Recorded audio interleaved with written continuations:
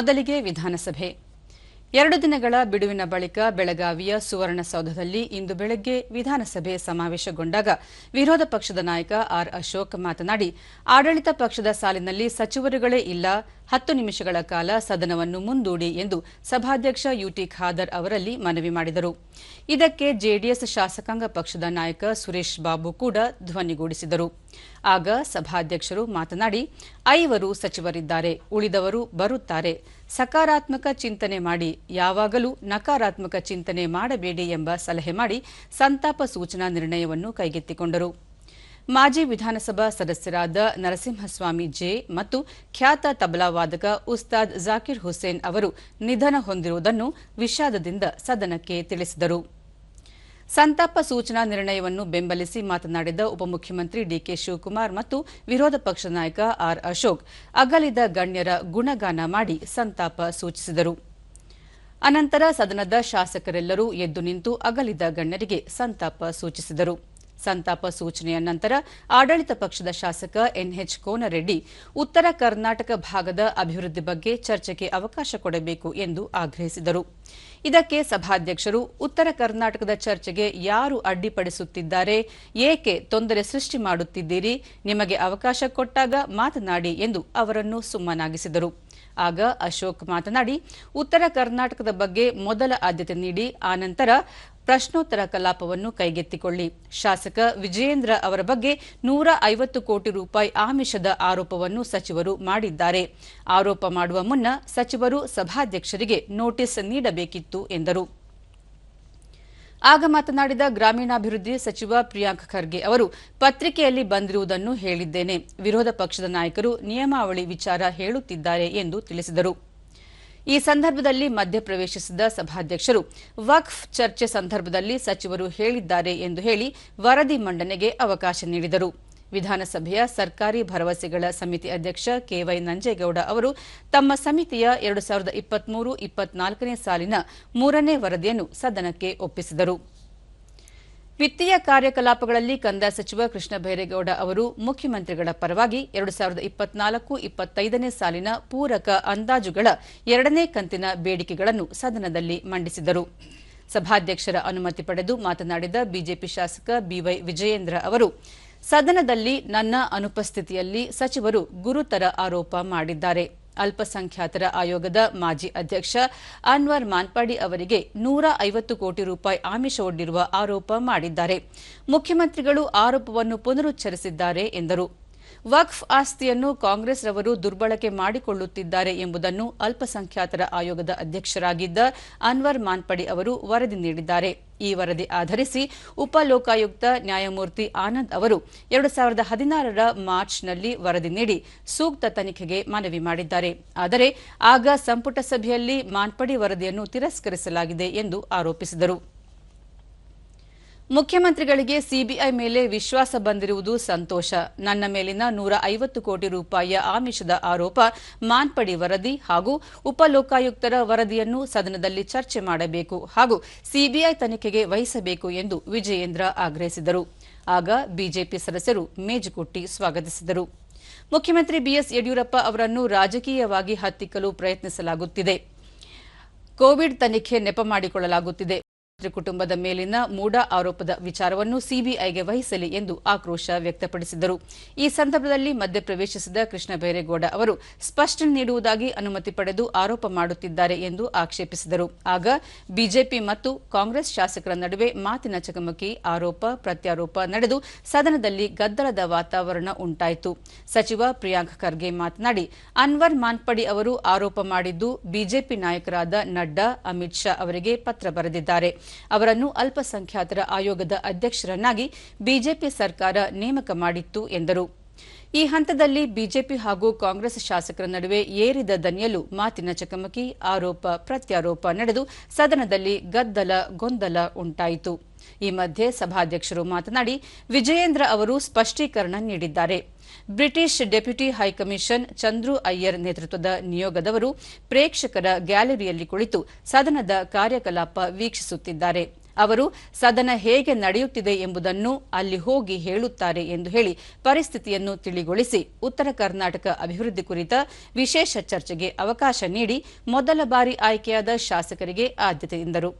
ಆಗ ಬಿಜೆಪಿ ಶಾಸಕ ಶೈಲೇಂದ್ರ ಬೆಳ್ದಾಳೆ ಮಾತನಾಡಿ, ಕಳೆದ 1.5 ವರ್ಷಗಳಿಂದಲೂ ರಾಜ್ಯ ಸರ್ಕಾರ ಕಲ್ಯಾಣ ಕರ್ನಾಟಕ ಭಾಗವನ್ನು ಸಂಪೂರ್ಣ ನಿರ್ಲಕ್ಷ್ಯ ಮಾಡಿದೆ. ಸರ್ಕಾರ ಕೋಟ್ಯಾಂತರ ಅನುದಾನ ಕೊಟ್ಟಿರುವುದಾಗಿ ಹೇಳಿಕೊಳ್ಳುತ್ತಿದೆ, ಆದರೆ ಸರಿಯಾಗಿ ಅನುಷ್ಠಾನಕ್ಕೆ ಬಂದಿಲ್ಲ. ಗುತ್ತಿಗೆ ಆಧಾರಿತ ಸಿಬ್ಬಂದಿಗಳಿಗೆ ನ್ಯಾಯೋಚಿತ ವೇತನ ನೀಡಬೇಕು. ನಂಜುಂಡಪ್ಪ ವರದಿಯನ್ನು ಸಮರ್ಪಕವಾಗಿ ಅನುಷ್ಠಾನಗೊಳಿಸಬೇಕು ಎಂದು ಒತ್ತಾಯಿಸಿದರು. ಶಾಸಕ ಅಲ್ಲಮಪ್ರಭು ಪಾಟೀಲ್ ಮಾತನಾಡಿ, ಹೈದರಾಬಾದ್ ಕರ್ನಾಟಕದ 4-5 ಜಿಲ್ಲೆಗಳಲ್ಲಿ ಏಕರೂಪ ಸಮಸ್ಯೆಗಳಿವೆ. ಶಾಲೆಗಳಲ್ಲಿ ಶಿಕ್ಷಕರ ಸಮಸ್ಯೆಗಳಿವೆ. ಇವುಗಳತ್ತ ಸರ್ಕಾರ ಗಮನ ಹರಿಸಬೇಕು ಎಂದರು. ಕಲಬುರಗಿ ಜಿಲ್ಲೆಗೆ ಭೀಮಾ ನದಿಯಿಂದ ನೀರು ಪೂರೈಸಲಾಗುತ್ತಿದೆ. ಮಹಾರಾಷ್ಟ್ರದ ಸೊಲ್ಲಾಪುರದಿಂದ ಯಾದಗಿರಿಯ ಕೊನೆ ಭಾಗದವರೆಗೂ ನೀರು ಹರಿಯುತ್ತಿದೆ. ಮಹಾರಾಷ್ಟ್ರದ ಸೀನಾ ನದಿಯ ನೀರನ್ನು ತಿರುವು ಮಾಡಿದ್ದಾರೆ. ಇದರಿಂದ ಭೀಮಾ ನದಿಗೆ ಒಂದು ಹನಿ ನೀರು ಬರುತ್ತಿಲ್ಲ. ಭೀಮಾ ನದಿ ನೀರು ಕಲುಷಿತಗೊಂಡಿದೆ. ಕುಡಿಯಲು ಕೂಡ ಯೋಗ್ಯವಾಗಿಲ್ಲ. ಸರ್ಕಾರ ಮಹಾರಾಷ್ಟ್ರದ ಆಡಳಿತ ವ್ಯವಸ್ಥೆಯೊಂದಿಗೆ ಚರ್ಚೆ ಮಾಡಬೇಕು. ಕೇಂದ್ರ ಜಲಮಂಡಳಿ ಕೂಡ ಮಧ್ಯಪ್ರವೇಶ ಮಾಡಿ ಸೀನಾ ನದಿಗೆ ನೀರು ತಿರುಗಿಸುವುದನ್ನು ಸ್ಥಗಿತಗೊಳಿಸಬೇಕು. ಇಲ್ಲವಾದರೆ ಮುಂದಿನ ದಿನಗಳಲ್ಲಿ ನಮ್ಮ ಭಾಗಕ್ಕೆ ಕುಡಿಯುವ ನೀರಿನ ಕೊರತೆಯಾಗಲಿದೆ. ನಮ್ಮ ಪಾಲಿನ ನೀರನ್ನು ನಾವು ಪಡೆದುಕೊಳ್ಳಲು ಹೋರಾಟ ನಡೆಸಬೇಕಾದ ಪರಿಸ್ಥಿತಿ ಎದುರಾಗುತ್ತದೆ ಎಂದು ಆತಂಕ ವ್ಯಕ್ತಪಡಿಸಿದರು. ಬಿಜೆಪಿ ಶಾಸಕ ಸಿದ್ದು ಸವದಿ ಮಾತನಾಡಿ, ಕೃಷ್ಣಾ ಮೇಲ್ದಂಡೆ ಯೋಜನೆ ನಿರ್ಲಕ್ಷ್ಯ ಮಾಡುವುದನ್ನು ಜನ ಸಹಿಸುವುದಿಲ್ಲ. ಉತ್ತರ ಕರ್ನಾಟಕದ ಪ್ರಮುಖ ಸಮಸ್ಯೆ ಎಂದರೆ ಅದು ಕೃಷ್ಣಾ ಮೇಲ್ದಂಡೆ ಯೋಜನೆಯಾಗಿದೆ. ಆಲಮಟ್ಟಿ ಎತ್ತರದ ಕುರಿತು ಪದೇ ಪದೇ ಚರ್ಚೆಗಳಾಗುತ್ತಿವೆ. ಆಲಮಟ್ಟಿ ಎತ್ತರ ಇನ್ನೂ ಬಾಕಿ ಇದೆ. ಭೂ ಸ್ವಾಧೀನಕ್ಕೆ ಅಂತಿಮ ಹಂತದ ಸರ್ವೆ ಮಾಡಿ 2700 ಎಕರೆ ಪರಿಹಾರ ನೀಡಲಾಗಿದೆ. ಉಳಿದ ಭೂಮಿಗೆ ಹಣ ನೀಡಿಲ್ಲ. ಹೀಗಾಗಿ ರೈತರು ಜಾತಕ ಪಕ್ಷಿಗಳಂತೆ ಕಾಯುತ್ತಿದ್ದಾರೆ ಎಂದರು. ಕಾಂಗ್ರೆಸ್ ಶಾಸಕ ಎನ್ಎಚ್ ಕೋನರೆಡ್ಡಿ, ಕಲ್ಯಾಣ ಕರ್ನಾಟಕ ಮಾದರಿಯಲ್ಲೇ ಕಿತ್ತೂರು ಕರ್ನಾಟಕದ ಅಭಿವೃದ್ಧಿಗೆ 371 ವಿಶೇಷ ಸ್ಥಾನಮಾನವನ್ನು ನೀಡುವಂತೆ ಒತ್ತಾಯಿಸುವ ನಿರ್ಣಯವನ್ನು ಕೈಗೊಳ್ಳಬೇಕು ಎಂದು ಆಗ್ರಹಿಸಿದರು. ಜೆಡಿಎಸ್ ಶಾಸಕ ನೇಮಿರಾಜ್ ನಾಯಕ್ ಮಾತನಾಡಿ, ಚುನಾವಣೆ ಸಂದರ್ಭದಲ್ಲಿ ರೈತರು, ದೀನದಲಿತರ, ರೈತ ಮಕ್ಕಳ ಶಿಕ್ಷಣದ ಬಗ್ಗೆ ಮಾತನಾಡಿದ್ದೇವೆ. ಉತ್ತರ ಕರ್ನಾಟಕದಲ್ಲಿ ಬಡತನ ನಿರ್ಮೂಲನೆ ಮಾಡಿದರೆ ಮಾತ್ರ ಅಭಿವೃದ್ಧಿ ಸಾಧ್ಯ. ಅದಕ್ಕಾಗಿ ಹೆಚ್ಚು ರೈತಪರ ಯೋಜನೆಗಳನ್ನು ಜಾರಿಗೊಳಿಸಬೇಕು ಎಂದು ಹೇಳಿದರು. ಭೋಜನ ವಿರಾಮದ ನಂತರ ಸಂವಿಧಾನ ಶಿಲ್ಪಿ ಡಾ ಬಿಆರ್ ಅಂಬೇಡ್ಕರ್, ಆಧ್ಯಾತ್ಮಿಕ ಚಿಂತಕ ಸ್ವಾಮಿ ವಿವೇಕಾನಂದ ಮತ್ತು ಅಪ್ರತಿಮ ಸ್ವಾತಂತ್ರ್ಯ ಹೋರಾಟಗಾರ ನೇತಾಜಿ ಸುಭಾಷ್ ಚಂದ್ರ ಬೋಸ್ ಅವರ ಮರು ವಿನ್ಯಾಸಗೊಂಡ ಹಾಗೂ ದೇಶದ ಪ್ರಥಮ ರಾಷ್ಟ್ರಪತಿ ಡಾ ಬಾಬು ರಾಜೇಂದ್ರ ಪ್ರಸಾದ್, ದೇಶದ ಪ್ರಥಮ ಪ್ರಧಾನಿ ಪಂಡಿತ್ ಜವಾಹರಲಾಲ್ ನೆಹರು, ದೇಶದ ಪ್ರಥಮ ಶಿಕ್ಷಣ ಸಚಿವ ಮೌಲಾನಾ ಅಬ್ದುಲ್ ಕಲಾಂ ಆಜಾದ್ ಮತ್ತು ದೇಶದ ಪ್ರಥಮ ಮಹಿಳಾ ಪ್ರಧಾನಿ ಇಂದಿರಾ ಗಾಂಧಿ ಅವರ ತೈಲಚಿತ್ರ ಕಲಾಕೃತಿಗಳನ್ನು ಅನಾವರಣಗೊಳಿಸಲಾಯಿತು. ಬಳಿಕ ನಡೆದ ಸದನದಲ್ಲಿ ಶಾಸನ ರಚನಾ ಕಲಾಪದಲ್ಲಿ ಕಾನೂನು ಸಚಿವ ಎಚ್ಕೆ ಪಾಟೀಲ್ ಮತ್ತು ಗಣಿ ಮತ್ತು ಭೂ ವಿಜ್ಞಾನ ಸಚಿವರ ಪರವಾಗಿ 2024ನೇ ಸಾಲಿನ ಕರ್ನಾಟಕ ಖನಿಜ ಹಕ್ಕುಗಳು ಮತ್ತು ಖನಿಜ ಹೊಂದಿರುವ ಭೂಮಿ ತೆರಿಗೆ ವಿಧೇಯಕವನ್ನು ಮಂಡಿಸಿ 2024ನೇ ಸಾಲಿನ ಕರ್ನಾಟಕ ವಿಧಾನಮಂಡಲ ಅನರ್ಹತಾ ನಿವಾರಣೆ ತಿದ್ದುಪಡಿ ವಿಧೇಯಕವನ್ನು ಹಿಂಪಡೆದರು.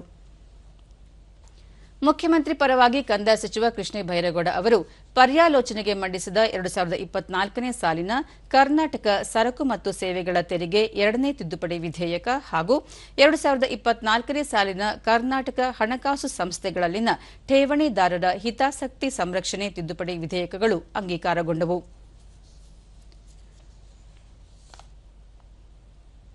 ಇನ್ನು ವಿಧಾನ ಪರಿಷತ್ ಬೆಳಗಾವಿಯ ಮುಂದುವರೆದ ಚಳಿಗಾಲದ ಅಧಿವೇಶನದಲ್ಲಿ ಎಂದಿನಂತೆ ಪ್ರಶ್ನೋತ್ತರ ಕಲಾಪ, ಶೂನ್ಯ ವೇಳೆ, ಗಮನ ಸೆಳೆಯುವ ಸೂಚನೆ, ಎಐಸಿಸಿ ಮಹಾ ಅಧಿವೇಶನ ಕುರಿತು ವಿಶೇಷ ಚರ್ಚೆ, ಸಂತಾಪ ನಿರ್ಣಯ ನಡೆಯಿತು. ಬೆಳಗ್ಗೆ ನಿಗದಿತ ಸಮಯಕ್ಕೆ ಸರಿಯಾಗಿ ಸದನ ಆರಂಭವಾಗುತ್ತಿದ್ದಂತೆ ಸಭಾಪತಿ ಬಸವರಾಜ ಹೊರಟ್ಟಿ ಅವರು ದಿನದ ಕಲಾಪವನ್ನು ಕೈಗೆತ್ತಿಕೊಂಡರು. ಆಗ ಬಿಜೆಪಿ ಸದಸ್ಯರು ಸದನದ ಬಾವಿಗಿಳಿದು ಪ್ರತಿಭಟನೆ ನಡೆಸಲು ಮುಂದಾದರು. ಈ ವೇಳೆ ಸಭಾಪತಿಯವರು ಮೊದಲು ಸಂತಾಪ ನಿರ್ಣಯವನ್ನು ಕೈಗೆತ್ತಿಕೊಳ್ಳುತ್ತೇನೆ, ನಿಮ್ಮ ಸ್ಥಾನಗಳಿಗೆ ಮರಳಬೇಕು ಎಂದು ಮನವಿ ಮಾಡಿದರು.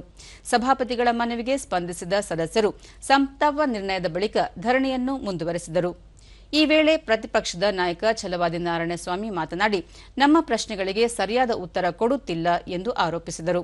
ಛಲವಾದಿ ನಾರಾಯಣಸ್ವಾಮಿ ಆರೋಪಕ್ಕೆ ಬೋಸರಾಜು ಯಾವುದೇ ಹಾರೈಕೆ ಉತ್ತರ ಕೊಡಲು ಸಿದ್ಧವಿಲ್ಲ, ಸರ್ಕಾರ ಉತ್ತರ ಕೊಡಲು ಬದ್ಧವಾಗಿದೆ ಎಂದರು.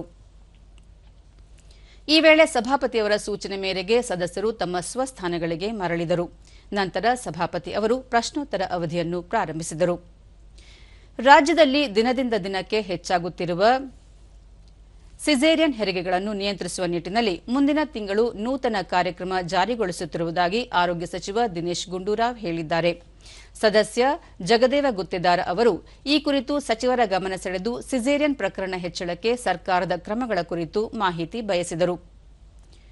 ರಾಜ್ಯದಲ್ಲಿ ಪ್ರತಿ ವರ್ಷ ಸಿಸೇರಿಯನ್ ಹೆರಿಗೆ ಪ್ರಮಾಣ ಹೆಚ್ಚಾಗುತ್ತಿದೆ. 2021-22ರಲ್ಲಿ ಶೇಕಡಾ 35 ಇದ್ದ ಸಿಸೇರಿಯನ್ ಪ್ರಮಾಣ 2022-23ಕ್ಕೆ 38ಕ್ಕೆ ಏರಿಕೆಯಾಗಿತ್ತು. ಪ್ರಸ್ತುತ ರಾಜ್ಯದಲ್ಲಿ ಸಿಸೇರಿಯನ್ ಹೆರಿಗೆ ಪ್ರಮಾಣ ಶೇಕಡಾ 46 ಇದೆ. ವಿಶೇಷವಾಗಿ ಖಾಸಗಿ ಆಸ್ಪತ್ರೆಗಳಲ್ಲಿ ಶೇಕಡಾ 61ರಷ್ಟು ಸಿಸೇರಿಯನ್ಗಳನ್ನು ಮಾಡಲಾಗುತ್ತಿದೆ. ಸಿಸೇರಿಯನ್ಗಳಿಂದ ಹೆಚ್ಚು ಆದಾಯ ಬರುತ್ತದೆ ಮತ್ತು ಸುಲಭವಾಗಿ ಸಿಸೇರಿಯನ್ ಮಾಡಬಹುದು ಎಂಬ ಕಾರಣಕ್ಕೆ ಖಾಸಗಿ ಆಸ್ಪತ್ರೆಗಳು ಸಿಸೇರಿಯನ್ ಹೆರಿಗೆಗಳನ್ನೇ ಹೆಚ್ಚು ಮಾಡುತ್ತಿದ್ದಾರೆ. ತಾಯಿ ಮತ್ತು ಮಗುವಿನ ಆರೋಗ್ಯ ದೃಷ್ಟಿಯಿಂದ ಇದಕ್ಕೆ ಕಡಿವಾಣ ಹಾಕುವುದು ಅತ್ಯಗತ್ಯವಾಗಿದೆ. ಈ ನಿಟ್ಟಿನಲ್ಲಿ ಮಹಿಳೆಯರನ್ನು ಸಹಜ ಹೆರಿಗೆ ಮಾಡಿಸಿಕೊಳ್ಳಲು ಮಾನಸಿಕವಾಗಿ ಸಜ್ಜುಗೊಳಿಸಬೇಕಿದೆ.